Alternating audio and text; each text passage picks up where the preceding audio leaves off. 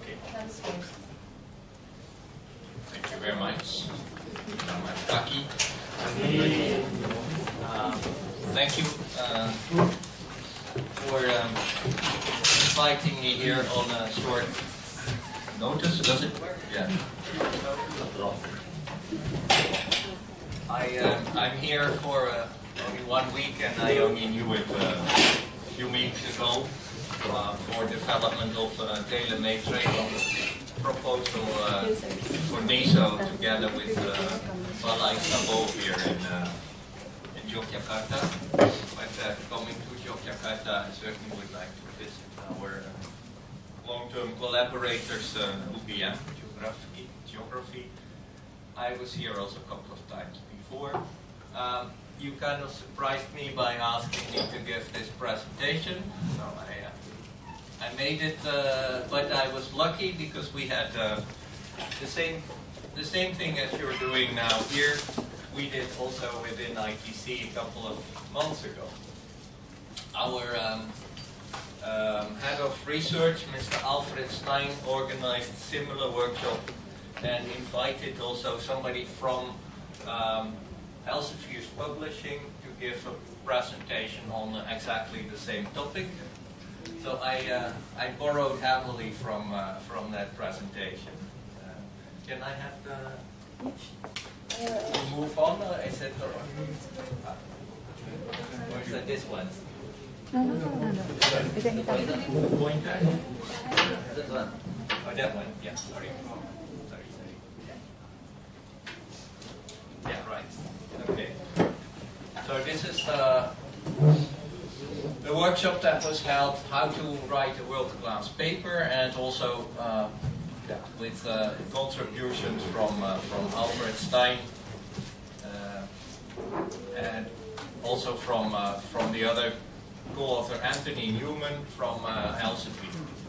If you would like to get these publications or these materials, you can go to the link of our website and you get it. I think the presentation might be distributed later, so that's no problem. I would first actually start by saying why bother actually.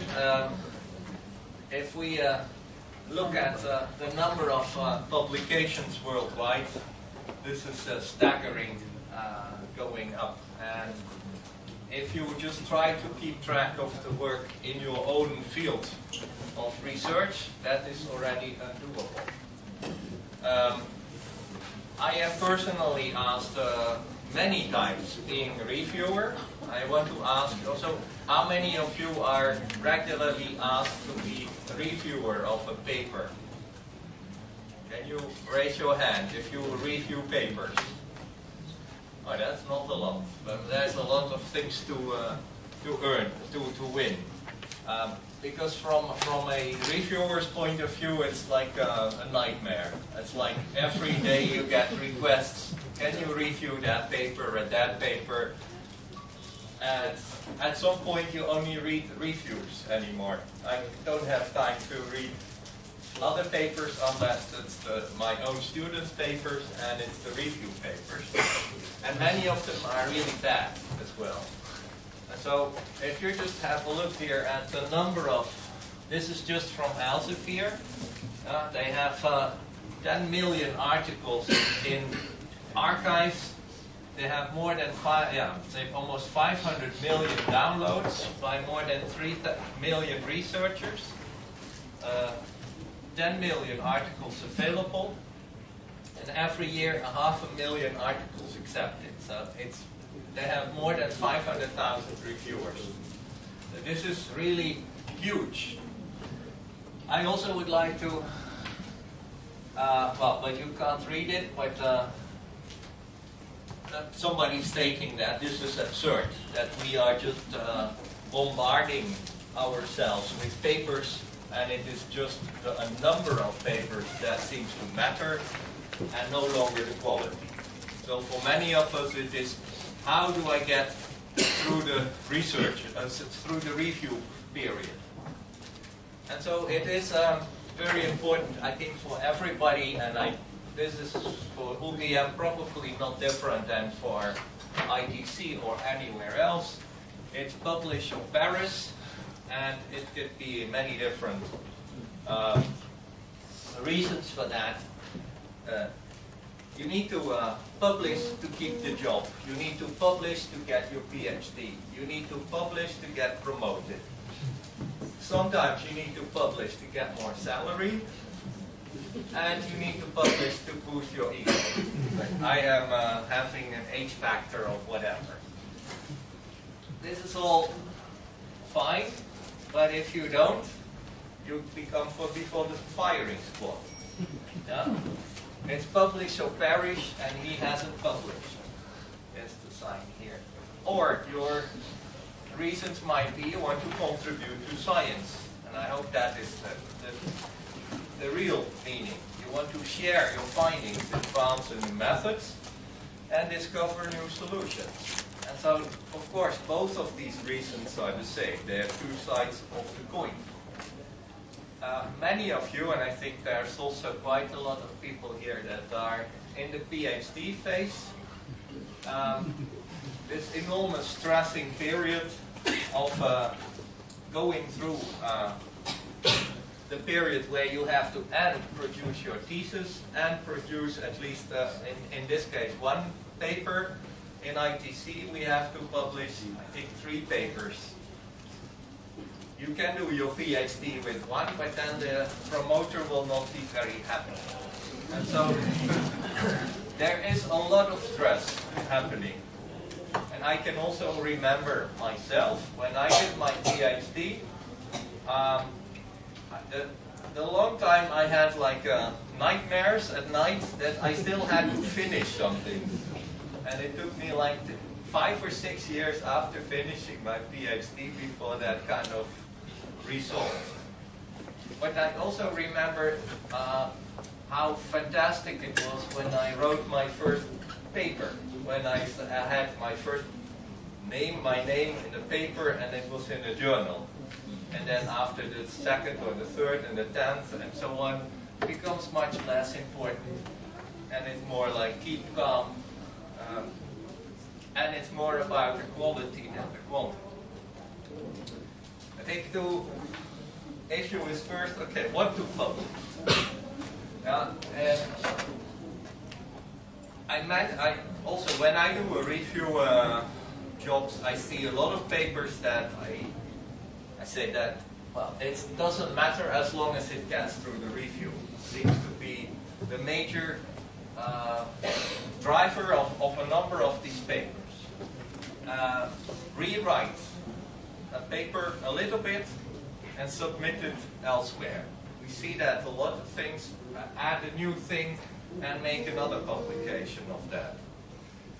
On the other hand, I have also the opposite situation. I have, for example, a PhD student who's really good, and he has submitted a very comprehensive paper, and then the reviewers it's far too big, and so he splits it up into 2, and then he submits both, and says both are far too big. He splits it up into 4, and eventually the one paper now is 5 papers. But because the reviewers every time said it's too much. So that could also be happening. I would also say I find this also very often. So you have method A, method B, we partner, but also across different organizations. And that's something which I have been practicing also with my PhD students quite a lot, that as part of the PhD, I encourage them to have like a research internship with another research group. For example, I have now a researcher working with the United States Geological Survey or with Italian Research Council, and so these type of collaborations, and they always result in joint publications. And say for research collaboration is a very useful way that doesn't cost any money, because the student has, the PhD has its funding anyway, whether he stays in the Netherlands or in the US, it's only the trip that we have to pay. But it pays off a lot. And so we share our expertise, share the knowledge, but also the methods. So some people have a much, say, more advanced approach in particular methods. And if you collaborate, yeah, you bring that together. Also, incredibly, very important is the data sharing part. Yeah? So we often lack the information that we need to do the proper research. And so we have to collaborate in order to be able to jointly do that. Because we all have parts of the puzzle, but together we could do that.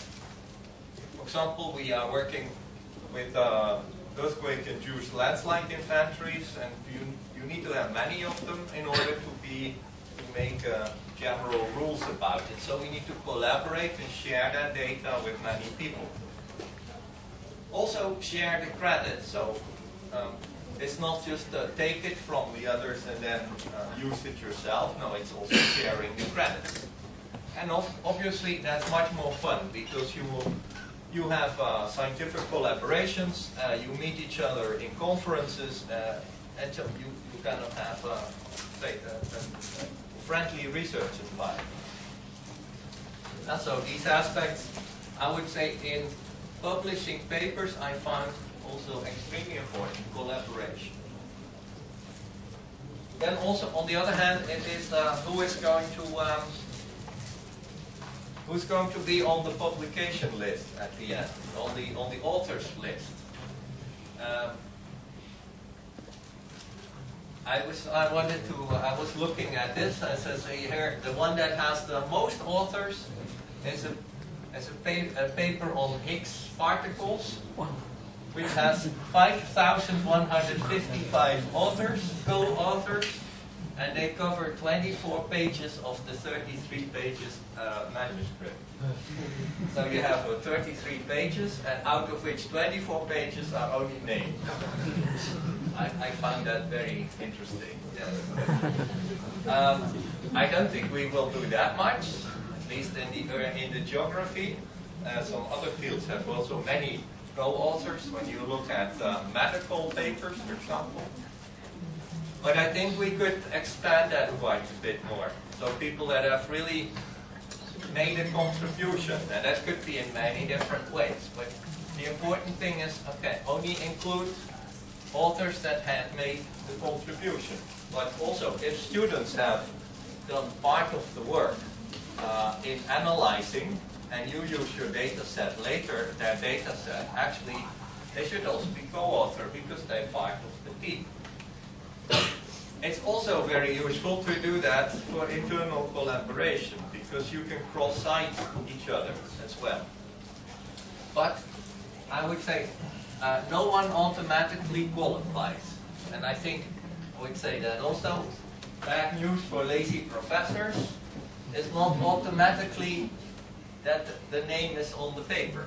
We see that now also more and more, even though you're a promoter of a student, but on that particular paper you have not really made an important contribution, then also the name is not necessarily on the author list. Yeah? So that also happens. Then the order is always the problem. I'm disadvantaged because my name starts with a V, which is at the end of the alphabet. So if you say first author papers should come from me, actually there are not so many, because either I publish with PhDs, and then I say you have to be the first author, or I publish with other people, and then I'm, say, put in alphabetic order at the end. So I think that for PhDs it's important, but I would say for staff research probably less.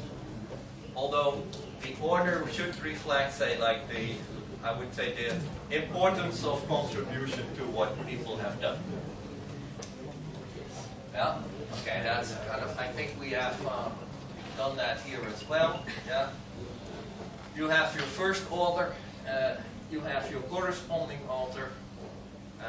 which could be not necessarily have to be the same. In a lot of cases, the first author would also be the corresponding author that is making the correspondence to the scientific journal, but it doesn't have to be like that. So if you have a senior author that is a co-author, that person can also maintain the contact with the journal. Sometimes a little bit easier because PhD students tend to be very fast in when they resubmit, and they're sometimes not careful enough in writing and answering to the reviewer. So it's good always to check that. This also comes from this person from Elsevier. He says we don't want ghost authorships. That means you leave out authors who should be included because they have made an important contribution. I think here it's also relevant when is it an author and when you acknowledge. Yeah? And there is also sometimes you say, okay, we use the data from this and this person, but he hasn't really contributed to the methods that we developed in this paper. Then we put it in the acknowledgement. Or we say that the data set that person made is so important, we should make him co-author. And at least once you should make him co-author. So if you write several papers using a data set from somebody else, at least the first paper should be co-author and the other should be maybe in the acknowledgement. And of course no gift authorship, just put everybody on it. Now where to publish? I think also Juno will explain more about that. One of the good things is just to check your references first. You use references, and where did these references where did they publish? And so that already limits. It says, okay, well, this is the type of journals people publish in that you include in your reference list. Review recent publications in each candidate journal then. So you have a number of possibilities. You review these candidates journals, see what they have published in, find hot topics, accepted articles, etc. And a number of questions. Is the journal, how is the peer review happening? I think that's an important issue. There is I think among researchers quite good knowledge about how long does it take for a journal to actually do their peer review. Some are really fast, some take very long time. Some even, I had situations where they did actually a year for peer reviewing, which was like really annoying. So that was like, and that's also a trick, don't publish in special volumes, because if you have a paper for special volume, the persons coordinating the special volume might wait until the last contribution of papers to that special volume, which could delay and delay and delay, and there the whole set of papers is delayed. So I am not in favor of special volumes anymore because of that. Okay, of course impact metrics is important, but maybe not so much as you would think. We come to that later. Open access, of course, that's very important, but also relates to your organization's policy. Do you have, say, the funding? I mean, basically it is you pay before you submit. You have to pay to publish, and otherwise you have to pay to access. I would say, we go now almost exclusively for open access journals, but on the because it's much easier to just extract them. On the other hand, from the author's point of view, it's also problematic because every time you could have to pay maybe 1,500 euros or something to get your paper published, and so that. Well, you have to keep in mind when you do the budgeting, or there must be a central budget to say, okay, when you publish, it doesn't matter if it's open access, then we will submit, we will take it. get the guide for authors always. There is a lot of information about what the aim and the scope is, and the type of information about the journal itself. To be fully honest, this is something I did not really do too much myself, because I have you have at some stage a good idea of the type of journals in which you would like to publish, and so it's not really so much of an issue. But we have, I think, about thousands of journals, so okay, that's sometimes useful to do. Of course, impact factor is the big thing. Impact factor for the journals, which is calculated by the number of times articles published in the 2 years before, and the number of citable items. So if we have 600 citations in 1 year, and in the previous year 300 papers were, every time 150 papers were published, it's the 600 divided by 300, and it gets a citation, an impact factor of 2. Now, Nature has impact factor of around 40, so forget it. Nature Geosciences has an impact factor of almost 14.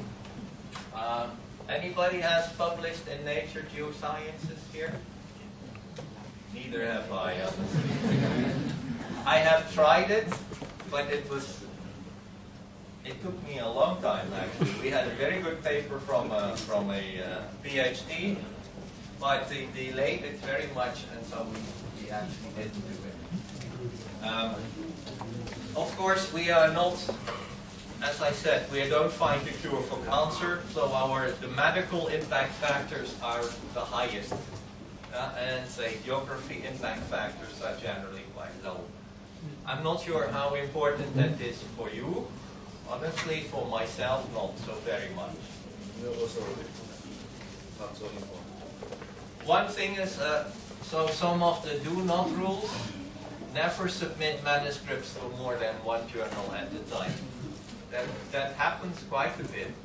I was also asked to review by 2 journals, and I got exactly the same paper. And so these things really, and they find out immediately. I mean, that's just, they have the software to do that, so it would be really stupid to do it.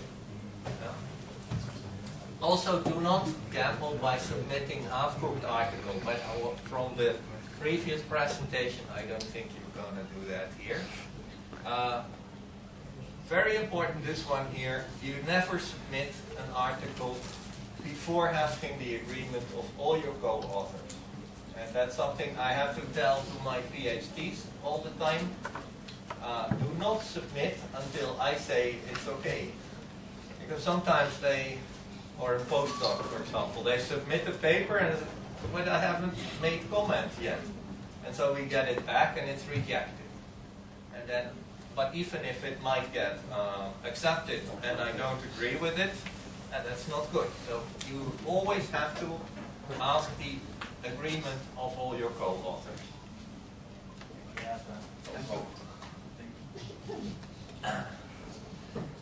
And okay, do not submit to overly ambitious journals unless you have discovered an early warning system for earthquakes.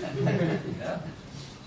Okay, then we go through this terrible procedure. You have a paper, and you have to get your paper accepted. And here are all the people that want to present you to do that.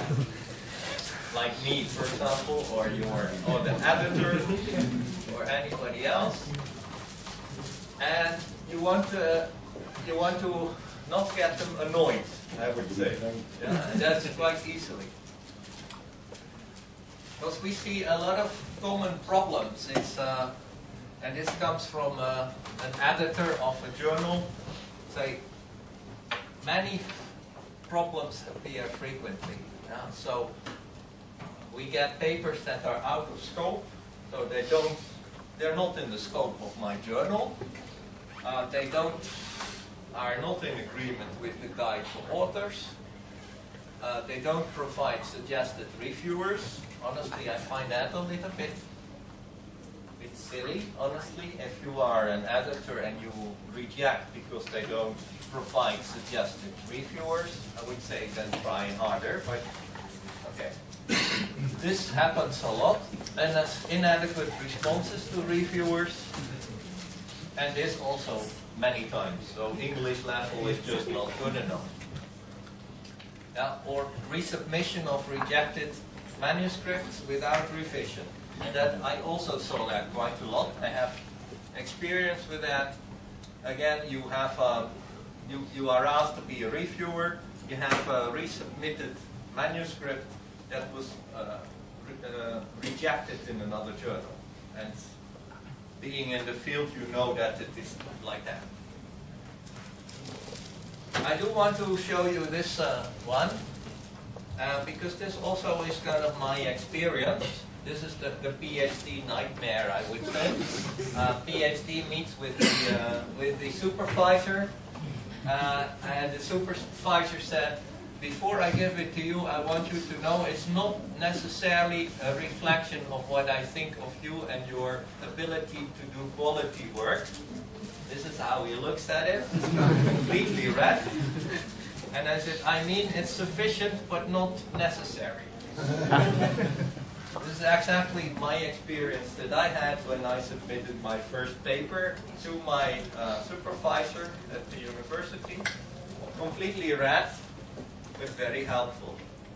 And I think this is also the job of supervisors among us, really spend effort and time to improve the quality of papers of your PhD students. It might be very harassing to the students themselves, but as long as you explain that you did it okay, but you learn, then it is okay. Now, reviewing is a slave job. It really is, because it's just, you don't get paid. You get continuously asked to submit your review now, and you are late for your review, and so on. And you get annoyed as well. So you would like to either get a paper and, oh wow, this is great. I can just say, accept. But that happens only, I think, once in 20 papers, that I just read it and I say, okay, that's great, accept. It's always something that has to be changed. So we have reject major revisions, minor revisions, moderate, sometimes moderate revisions, although that's kind of changed. So you have your accept. If you get the paper back with accept, I think everybody starts to have a small party. Reject, obviously, is a reason for sadness. And then minor revisions is almost there. I mean, you just have to pay some attentions. But in a lot of cases, it will be major or moderate. And then it's, okay, very carefully check what is the procedure. And this is the procedure for the review process. You submit, it's being assigned to an editor. The editor can immediately reject. We call it desk rejection, without having properly read it or without really sending it to reviewers, because it's out of scope. He reads, for example, the abstract, and he finds more than 6 errors in the abstract. He would already say this is not correct. And so this, I have also a son who is into science now. He's a psychiatrist, and he's doing his PhD, and he had his first paper. And he got this. He got immediately rejected.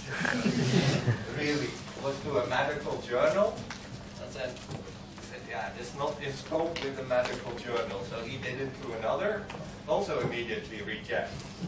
So that really gives them.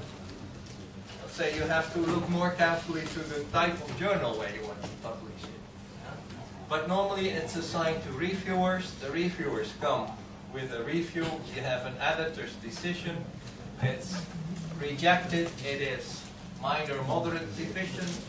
We go back through the procedure, again reviewing, accepted, print proof, impress, and then finally it's there. The reviewer suggestions are extremely important. So they are, at that point, I would say the Holy Scripture. Yeah? So you can be not agreeing with them, but okay, they have read it, that's their comment. You might find it unfair. And of course you could also write what is called rebuttal, that say they have a certain decision, but you find it so unfair and you have very good reasons for doing so. But that's a much more difficult procedure. So in most of the cases you kind of follow what the reviewers say. And so the reviewer is always right. It's always right, or nearly always right. Reviews are nearly always annoying, I would say. They always have a feeling, but didn't you understand that properly? I mean, I wrote it very clearly and still you say it's not good enough. So, but it is an important thing. You have to respond to all the points, even if you disagree. And so there must be a letter indicating, say, each of the points on which you give a reply, and also in the document indicate where you did that change. And so a point-by-point description of all the comments are important. You might also have to perform additional calculations or experiments, but they must be also realistic.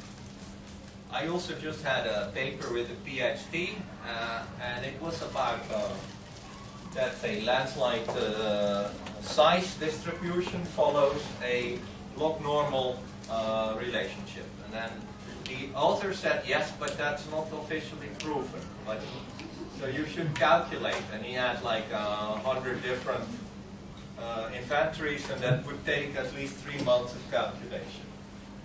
And then you can say that's not fair, because there are papers that have done that already. They've proven that. And so in that case, we just write a clear statement saying, okay, we don't want that.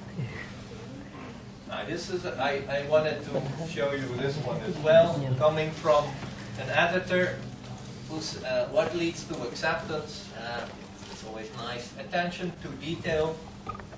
Check and double check the work. Consider reviewers' comments. English as good as possible. Presentation is important. Take your time with revision. Also very important. Don't submit the review 1 week after you get the comments. Let it sink. Discuss it with your co-authors. Take your time to do that. Acknowledge those who have helped you, so make sure to put good acknowledgements. New, originally, previously unpublished, critical, evaluate your own manuscript, and ethical rules must be obeyed. Come to that. Important is your published papers are kind of a permanent record of your research. It is your business card, I would say. And these days they are on the internet, and so they will always want you. And so make sure that they are okay. And I wanted to just briefly highlight a number of these different things. So your research passport, for example, Scopus is one of the important tools. I'm sure you have that here as well, Scopus, yeah. Where you can get your author's details, you get your information about your H index, which is the famous H index, about how many citations do you have against how many publications, and say the break-even point is say, for example, 30, that you have. Say every paper has on average 30 references. So if you publish many more papers that are not referenced, or that are not cited, brings down your H index. If you have 2 papers and they are cited millions times, you have a very high H index.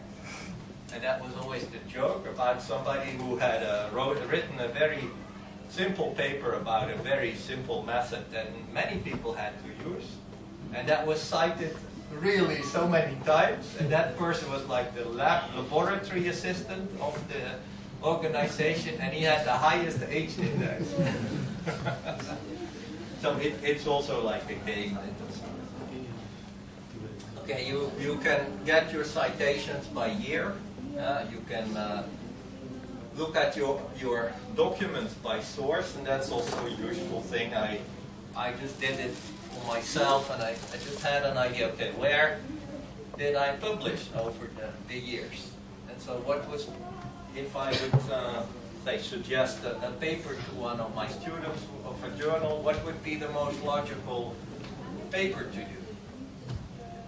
Also, of course, how many documents per year you produce, and the article type, so also relevant. So I seem to, most of my papers are articles, but only a few reviews, book chapters, refereed conference publications. So those are basically the different things. And also subject area. I thought I was a geographer, but I seek to also publish in chemical engineering, decision science, agriculture, social science. That's also quite interesting to see that after some time. Of course, you share your papers. Of course, you can make your own CV, where you can get direct access, but also through Google Scholar. I think that's a very useful way. You just make your own Google Scholar account, and Google will find all the papers that are linked to your name. And in fact, there are many more than that are in Scopus. Also, H-index is very much more. You have ResearchGate. I'm sure you also use that. I'm using actually ResearchGate a lot, and I put everything there. And maybe that is not entirely allowed, but I put all my papers there. Whether it's open access or not, I think I am the author. I want to share my results, but I also share maps or reports or things. If I have a project, I share it also through that. And then academia is another one that just you seem to get enrolled in when that happens almost automatically. Yeah, so those are the ways of communicating. Then, okay, typical structure of a paper. I think that's quite logical. Title, abstract keywords, main text, introduction, methods, results, and discussions, conclusions, acknowledgements, references, and supplementary data. You have to very carefully check, okay, what is your, what the journal's limitations are in terms of space, and how much you would expand on each of the components. Okay, I think my thing got stuck. Yeah, and so generally the process of writing and building up the articles is in that order. And I also say that to my students, you actually start first with your figures and tables. And so build up like a skeleton with keywords of the paper that you want to do, and do it around what you want to present. And so have first your figures and tables, then describe your methods, your results, and at some stage later the discussion part. And only after that you are going to the conclusions and the introduction, and at the end you will basically write your title and abstract. So in many cases the abstract is the last thing that you write. Titles are extremely important, I would say. I come across many titles where I really have to think about 5 minutes before I have any clue what it is about. Actually, I got email invitations for a conference in Rhodos or something on these nice islands in the Mediterranean, and then they invite you to be a keynote speaker, and then they have accepted keynotes by some other people you don't know, and with titles where you have really no idea what it is, in which field or whatever. But the fewer words possible adequately describe the content of the paper. Main issue, begin with the subject of the paper. Catchy titles. Honestly, one of the main titles, the titles that got most of my citations was the one above. It's very catchy, but yeah, it helps. Right. Keywords, very important. Avoid general ones. Effective look at keywords relevant to your manuscript. The abstract part, of course, many readers will only read your abstract. That's, I think, 99% of the readers just don't go further than your abstract. And if they find something really interesting, they will scan it through all the figures. And really, a few people will really read it, I would say. And so that means that your abstract and then your figures should have, and table should have the major components. I think an abstract should be short and should have two components: what has been done and what are the main findings.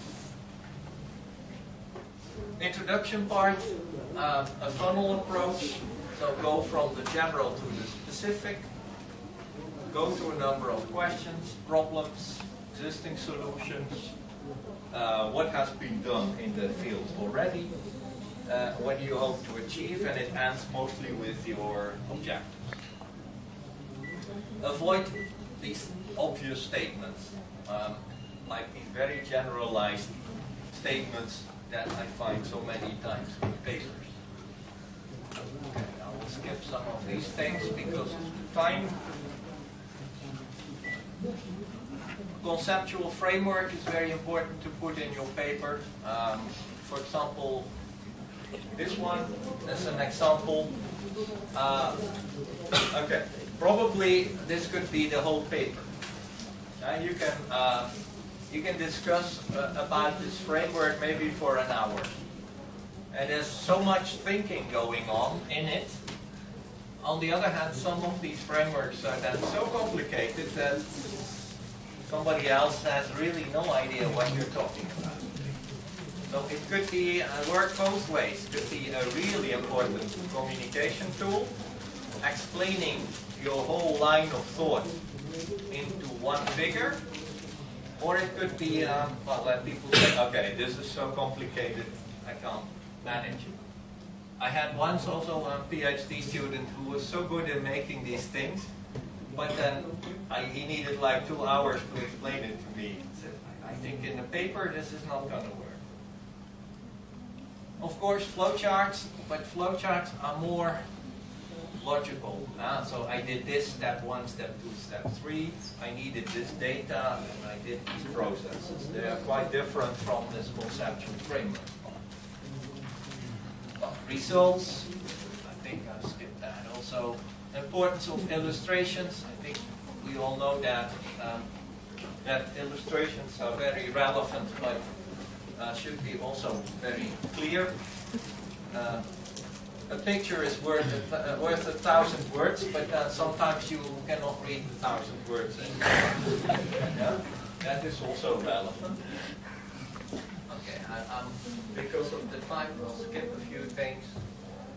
Proofread the paper, and I think that's what was already mentioned, that you have very good procedure for doing that, and that's really encouraged. We don't have that at all at ITC, so I think we should learn from your approach.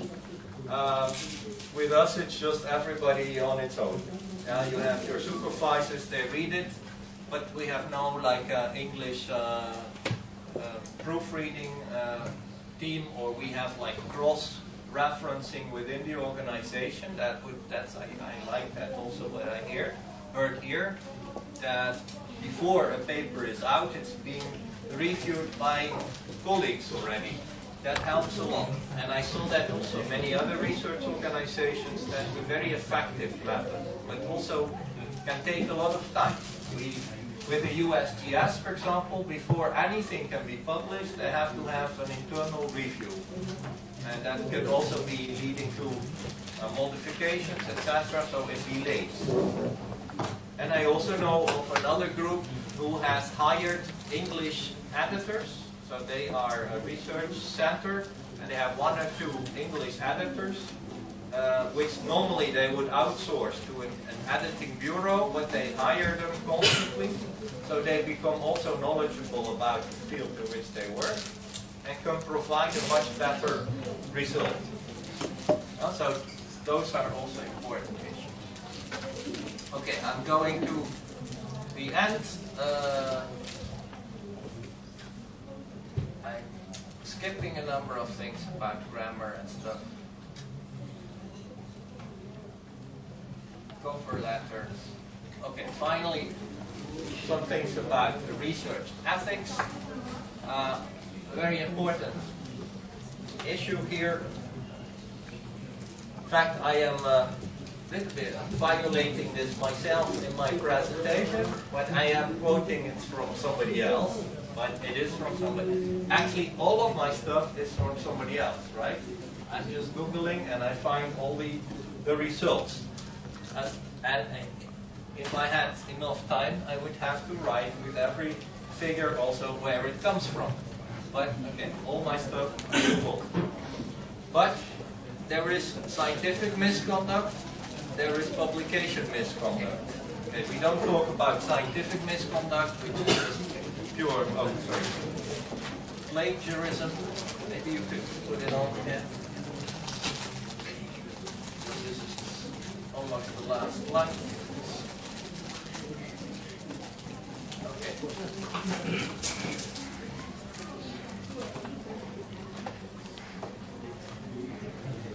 Yeah, so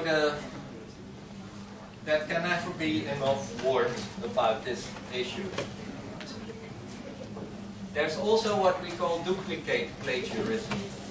We had a big issue in the Netherlands about one of the professors who has an H index of 50 or higher, and he published on average 1.5 papers per day.